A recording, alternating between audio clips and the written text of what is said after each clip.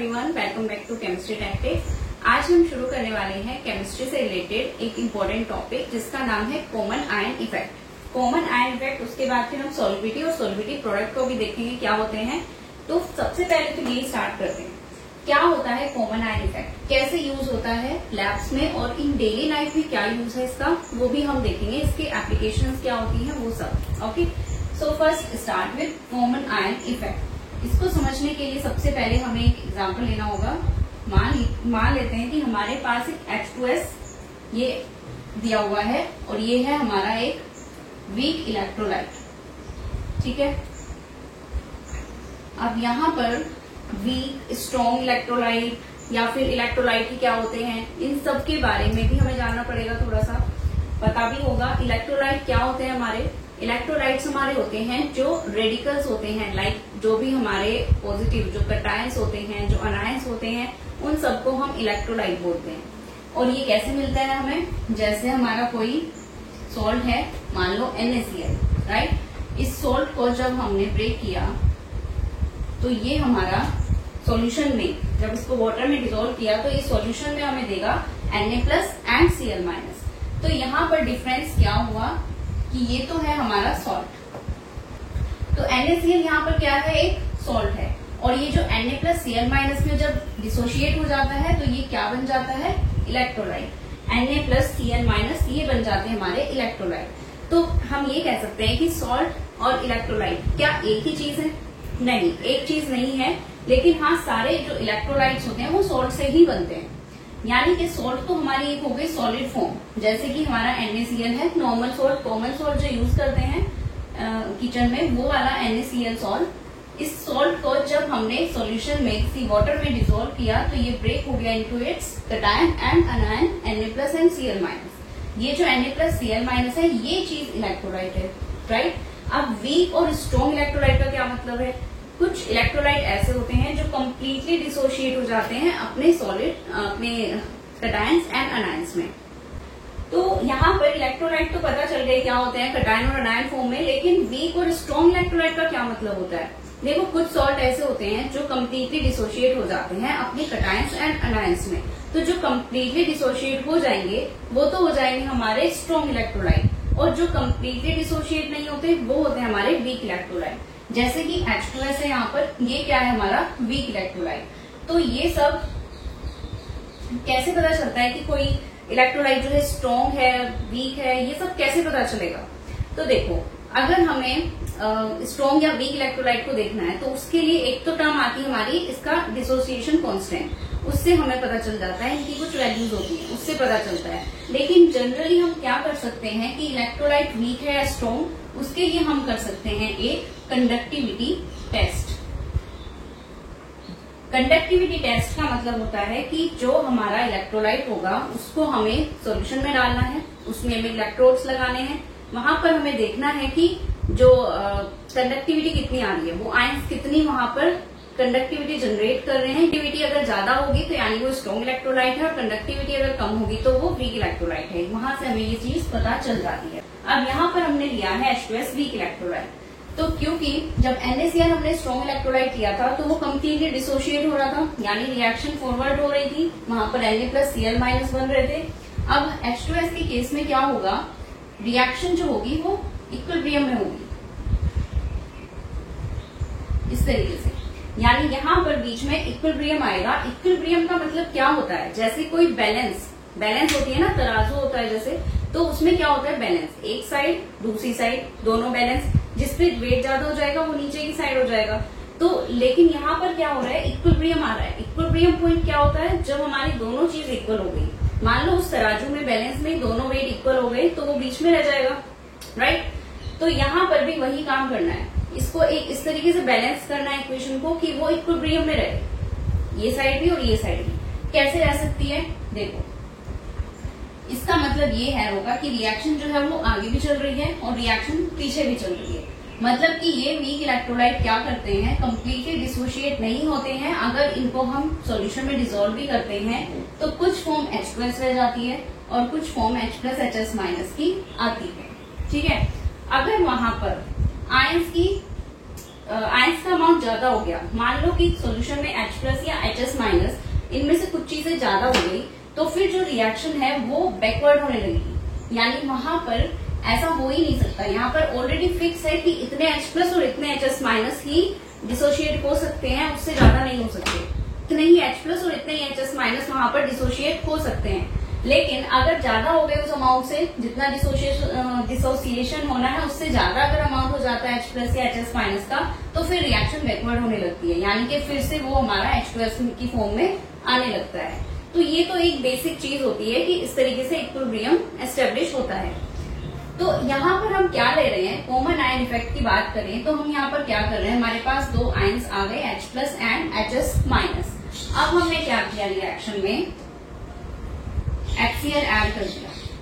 ठीक है, HCl क्या है, हमारा स्ट्रॉन्ग एसिड है। ये हमारा स्ट्रॉन्ग एसिड डिसोशिएट हो गया इनटू H+ एंड Cl-।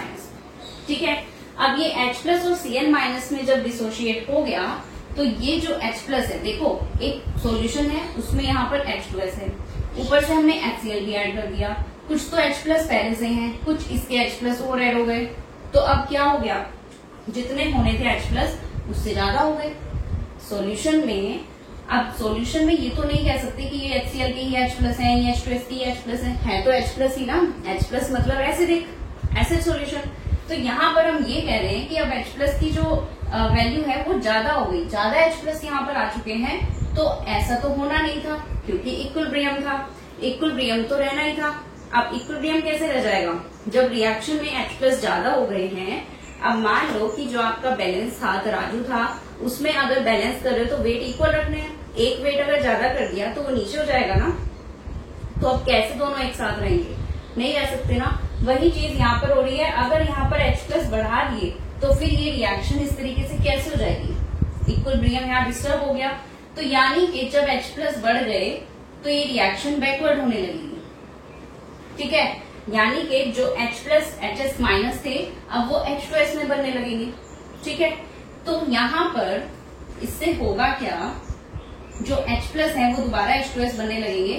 तो H2S क्या है, एक सॉलिड है एक तरीके से, यानी कि प्रेसिपिटेट की फॉर्म में आने लगेगा।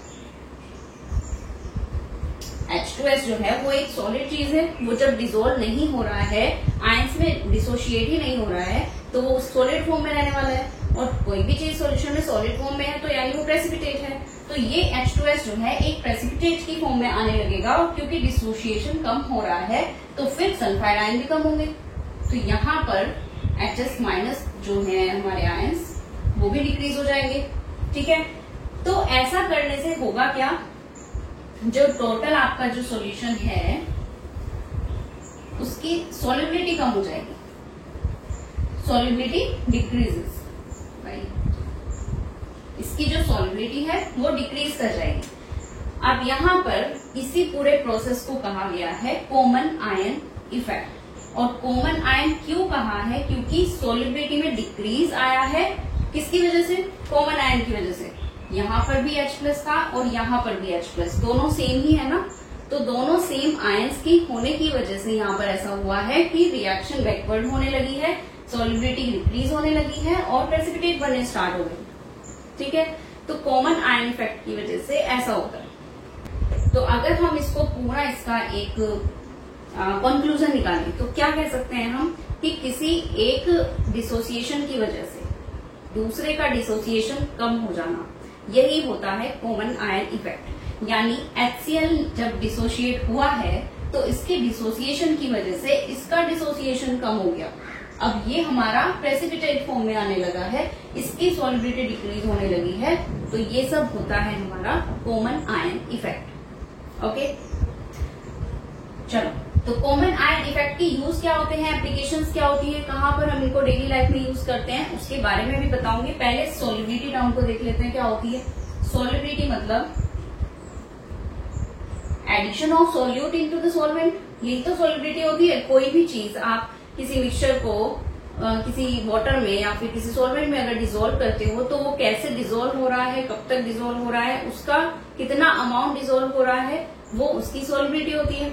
राइट। सोल्युबिलिटी में क्या होता है कि जो हमारा सोल्यूट है वो सोलवेंट में डिसोल्व करते जा रहे हैं हम, जब तक वो डिसोल्व हो रहा है तब तक वो उसकी सोल्युबिलिटी है। लेकिन जब तक इक्विलिब्रियम आएगा बस तभी तक ऐसा हो सकता है, ठीक है। एक पॉइंट ऐसा आएगा जब सोल्यूट जो है डिसोल्व नहीं होगा। जैसे कि फॉर एग्जाम्पल अगर हम डेली लाइफ का एग्जाम्पल लें तो जैसे शुगर है, शुगर को हम वाटर में डिसोल्व करेंगे, डिसोल्व करते जाएंगे करते जाएंगे करते जाएंगे, एक पॉइंट ऐसा आएगा कि उसके बाद वो डिसोल्व होना बंद हो जाएगी। उसके बाद वो डिसोल्व होना बंद हो जाएगी तो उस पॉइंट को हम क्या बोलते हैं, उसका सैचुरेशन पॉइंट। उसके बाद फिर वो डिसोल्व नहीं हो पाएगी। तो बस जब तक वो डिसोल्व हो रही है तब तक वो उसकी सॉल्युबिलिटी है, ठीक है। उसके बाद आ गया वहां पर इक्विलिब्रियम, एक सैचुरेशन पॉइंट, उसके बाद वो डिसोल्व नहीं होगी, ठीक है। उसके बाद फिर वो रिमेन एज अ सॉलिड। तो ये होती है सॉल्युबिलिटी। अब आती है टर्म सॉल्युबिलिटी प्रोडक्ट क्या होता है। देखो सॉल्युबिलिटी प्रोडक्ट क्या होता है हमारा, तो देखो यहाँ पे कॉमन आयन इफेक्ट हो गया, सॉल्युबिलिटी क्या होती है ये पता चल गया। अब बात हो रही है सॉल्युबिलिटी प्रोडक्ट की। ये क्या होता है, सॉल्युबिलिटी प्रोडक्ट को हम रिप्रेजेंट करते हैं KSP से, S for solubility and P for product and K is for equilibrium constant. होता तो ये इक्विलिब्रियम कांस्टेंट ही है, बट होता किसके लिए है, फॉर लेस सोल्यूबल या फिर कह लो sparingly soluble. Less soluble sparingly soluble वही होते हैं, लेस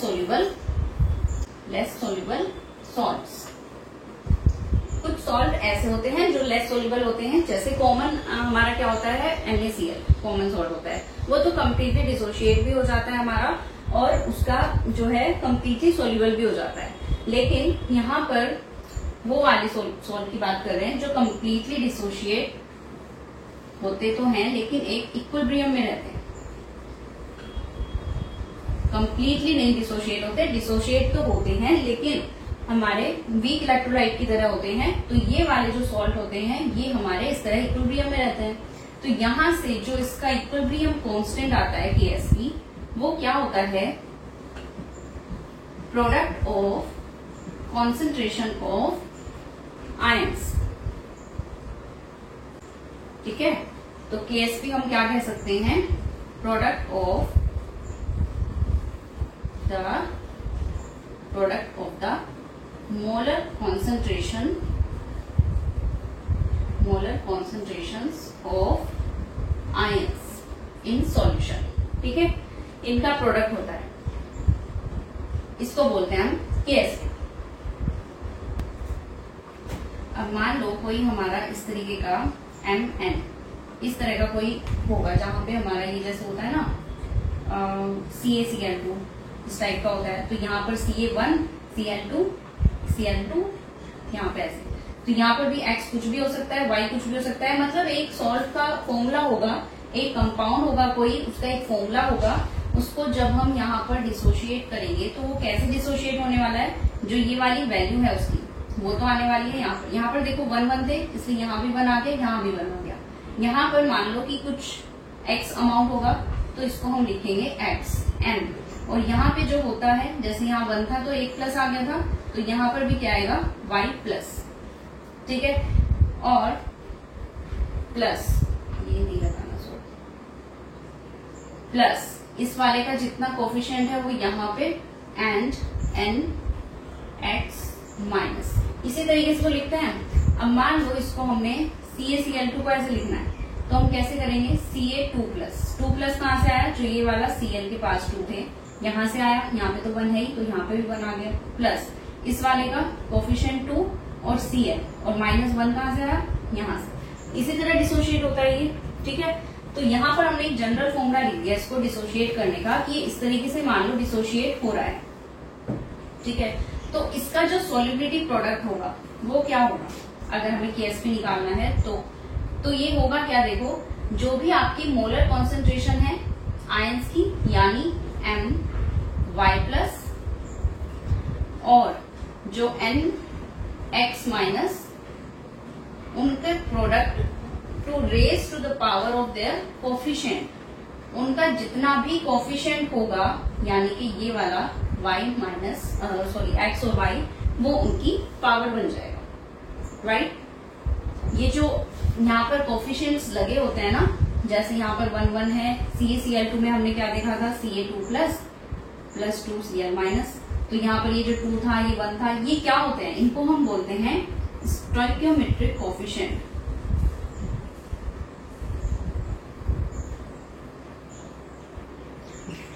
ठीक है, ये होते हैं हमारे स्टोइकियोमेट्रिक कोफिशिएंट, या फिर और नंबर ऑफ मोल्स, इनको हम नंबर ऑफ मोल्स भी बोलते हैं, यानी कितना अमाउंट, कितनी क्वांटिटी ली गई है इस वाले आयन की, इस वाले पूरे कंपाउंड की, तो उसकी कोफिशिएंट से उससे बताते हैं कि इतनी क्वांटिटी इसकी ली गई है, इतने मोलर ये लिया गया है, इतने मोल्स इसके लिए गए हैं। ठीक है, तो उनके जो मोल्स होंगे या फिर उनके जो कोफिशिएंट्स होंगे उनको उसकी पावर बना देते हैं, यहां से बनता है सोल्युबिलिटी प्रोडक्ट।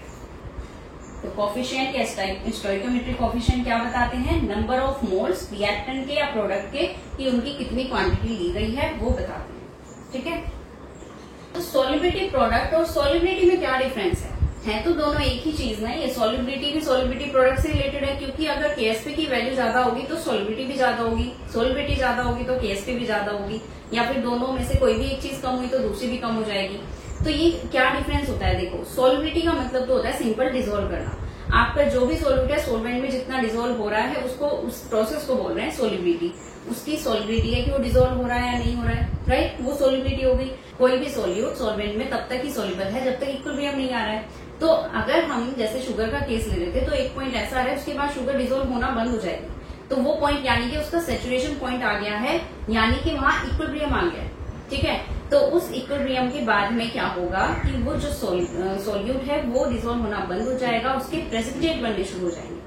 ठीक है, तो यहाँ पर हमने जो लेस सोल्यूबल सॉल्ट्स लिए हैं, इनका जो केएसपी की वैल्यू होती है सोल्युबिलिटी प्रोडक्ट की वैल्यू, वो हमेशा कम ही आती है, लेस देन 1 ही आती है हमेशा, तो बहुत ही कम वैल्यू देखने को मिलती है। क्योंकि जो लेस सोल्यूबल सॉल्ट होंगे, ध्यान से देखो, जो लेस सोल्यूबल सॉल्ट होंगे वो कम सोल्यूबल होंगे, यानी उतनी ही जल्दी उनमें इक्विलिब्रियम आएगा, उतनी जल्दी उनमें प्रेसिपिटेट बनने शुरू हो जाएंगे, यानी कि अब वो डिसॉल्व होना बंद हो गए। तो मतलब जितनी जल्दी प्रेसिपिटेट बनेंगे, ठीक है, इसका मतलब उसकी सोल्युबिलिटी उतनी ही कम है, सोल्युबिलिटी जितनी कम है केएसपी भी उतना ही कम है। तो इस केएसपी इसकी जो वैल्यू होती है बहुत ही कम आती है लेस सोल्यूबल वालों की, क्योंकि वहां पर प्रेसिपिटेट जल्दी बनते हैं। ठीक है, प्रेसिपिटेट का बनना, सोल्युबिलिटी, ये सब एक दूसरे के इनवर्सली होते हैं, मतलब ऑपोजिट होते हैं, यानी जितना सोल्यूबल होगा उतने ही कम प्रेसिपिटेट बनेंगे, और कम सोल्यूबल होगा तो प्रेसिपिटेट जल्दी बनेंगे, राइट, ये होता है। तो अब हम बात कर रहे हैं कि कॉमन आयन इफेक्ट और सोल्युबिलिटी प्रोडक्ट, इन दोनों में ही हम ये देख रहे हैं कि इनके यूजेस क्या होते हैं, कहाँ हम इन्हें यूज कर रहे हैं। तो दोनों का एक कॉमन यूज होता है कि प्रेसिपिटेट बन रहे हैं या नहीं, सोल्युबिलिटी कितनी है आपके सोल्यूट की, वो सब पता लगाना। ठीक है, तो यहाँ पर भी हम वही काम करते हैं कि जो सोल्युबिलिटी प्रोडक्ट होता है उससे हमें पता चल जाता है, अगर इसकी वैल्यू बहुत कम है, इसका मतलब वो जो आपका दिया हुआ है आपका सोल, उसकी सोल्युबिलिटी कम होगी। अगर केएसपी की वैल्यू कम है, केएसपी अगर कम है तो फिर सोल्युबिलिटी भी वहां पर कम होगी। ठीक है, सोल्युबिलिटी भी वहां पर कम होगी, यानी वहां पर जो प्रेसिपिटेट की फॉर्मेशन होगी वो ज्यादा होगी। तो यहां से हमें प्रेसिपिटेट की फॉर्मेशन का पता चला। और इसके साथ साथ एक एप्लीकेशन ये भी है कि हम कॉन्सेंट्रेशन भी फाइंड आउट कर सकते हैं। मान लो ये हमें पता है इसकी वैल्यू कुछ है, कॉन्सेंट्रेशन निकालनी है तो वो हम यहाँ इजिली निकाल सकते हैं। जैसे कि इसको हम मान लो कि इसकी जो कॉन्सेंट्रेशन है वो एस है, इस वाले की भी एस है, ठीक है, तो एस एस दोनों मिलकर बन गए एस स्क्वायर, और यहाँ के एसपी की कुछ वैल्यू है उसका स्क्वायर रूट लो, तो वहां से सिंपल हमारा इसकी सोल्युबिलिटी पता चल जाएगी, इसकी कॉन्सेंट्रेशन पता चल जाएगी। ठीक है, या फिर अगर हमें कॉन्सेंट्रेशन दी है तो हम केएसपी भी निकाल सकते हैं, तो ये इस फॉर्मूले से निकल जाता है। तो मेनली सोल्युबिलिटी प्रोडक्ट का यूज हो रहा है क्या निकालने में, कि प्रेसिपिटेट बनेंगे या नहीं, सोल्युबिलिटी कितनी है, वो सब पता करना है। अब कॉमन आयन इफेक्ट का क्या यूज होता है वो भी देख लेते हैं। देखो कॉमन आयन इफेक्ट से क्या फर्क पड़ा, जो हमने देखा कि कॉमन आयन इफेक्ट होता है, उससे क्या चीज समझ में आई कि कॉमन आयन होने की वजह से, अगर हमारा कॉमन आयन है, कॉमन आयन होने की वजह से रिएक्शन जो है वो बैकवर्ड होने लगती है। ठीक है, इक्विलिब्रियम वहां पर डिस्टर्ब होने लगता है, इस वजह से वहां पर प्रेसिपिटेट बनने स्टार्ट हो जाते हैं, डिसोसिएशन कम होने लगता है, प्रेसिपिटेट बनने स्टार्ट हो जाते हैं। तो यानी कॉमन आयन इफेक्ट का भी एक यूज यही है कि प्रेसिपिटेट बनने में यूज होता है।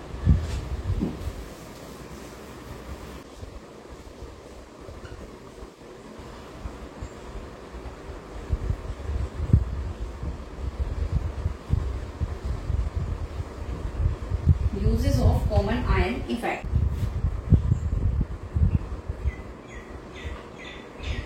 मैन्युफैक्चरिंग ऑफ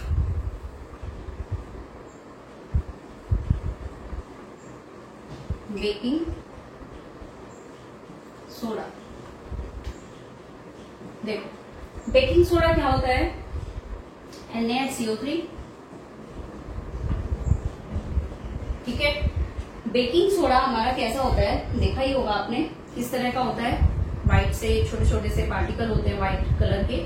तो व्हाइट कलर का एक सॉलिड होता है, ये जैसे सॉल्ट होता है सेम उसी तरीके से। तो यहाँ पर जब हम लैब में इसकी प्रिपरेशन करते हैं, इसकी इंडस्ट्रीज में जब बेकिंग सोडा बनाते हैं तो उसमें यूज होता है कॉमन आयन इफेक्ट इस प्रोसेस का। कैसे, देखो पहले एक इक्वेशन देख लेते हैं।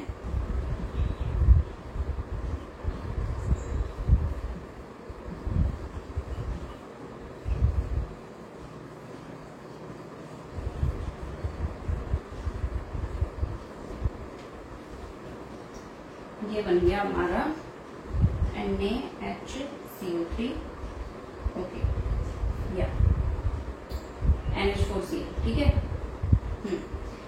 तो ये पूरा जो एक इक्वेशन बनी है इसको हम बोलते हैं, जो ये मैन्युफैक्चरिंग का प्रोसेस होता है इसको हम बोलते हैं सोलवे प्रोसेस। सोलवे प्रोसेस, इसमें हम क्या करते हैं, जो हमारा कॉमन सॉल्ट होता है NaCl वो लेते हैं, अमोनिया लेते हैं, थोड़ी सी NH3, CO2 लेते हैं, कार्बन डाइऑक्साइड, और उन सबको वाटर में मिक्स किया जाता है, ठीक है।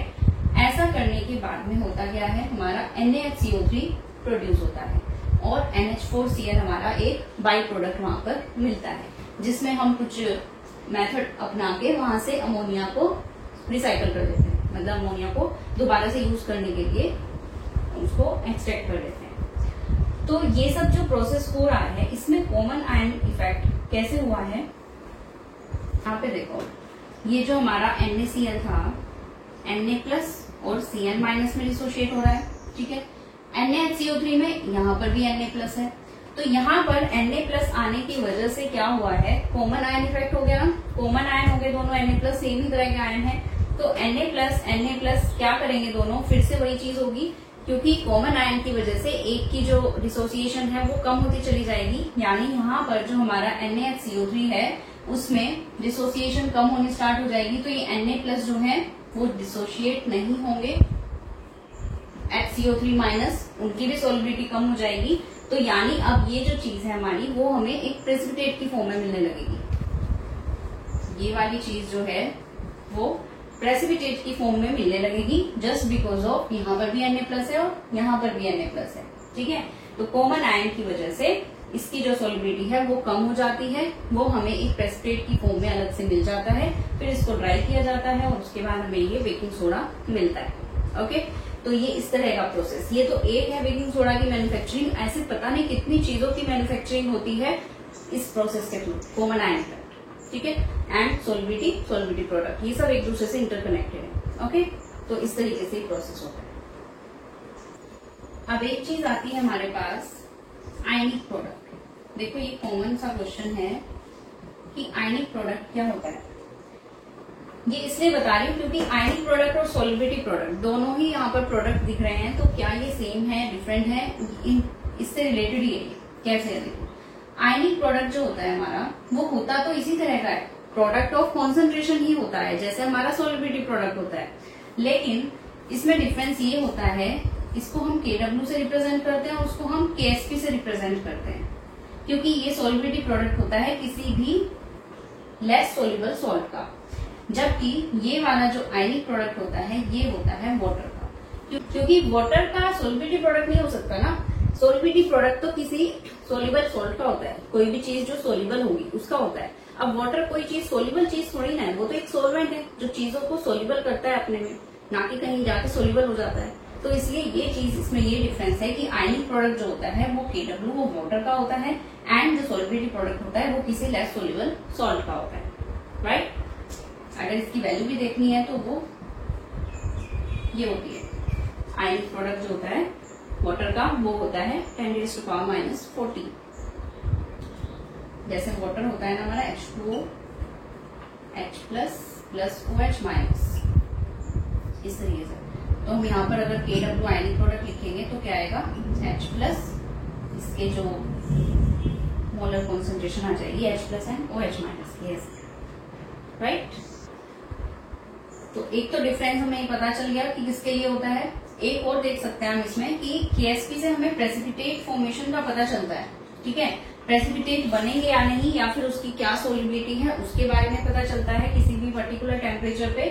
आयनिक प्रोडक्ट में क्या होता है, हमें ये तो पता चलता ही है कि प्रेसिपिटेट बन रहा है या नहीं इसमें भी, लेकिन साथ साथ इसमें क्या पता चलता है, सॉल्यूशन कैसा है, ये आयनिक प्रोडक्ट से पता चलता है। सॉल्यूशन हमारा सैचुरेटेड है या फिर अनसैचुरेटेड है या फिर सुपर सैचुरेटेड है, ये वाली टर्म्स इनसे पता चलती है, ठीक है। ये इसमें डिफरेंस है। तो मेन टॉपिक आज का था common ion effect, solubility product, ये सब क्या होते हैं। I hope you like this video. आपको काफी डाउट क्लियर हुए होंगे। कुछ भी क्वेश्चन है आपके कमेंट में बताना। Thanks for watching and keep learning.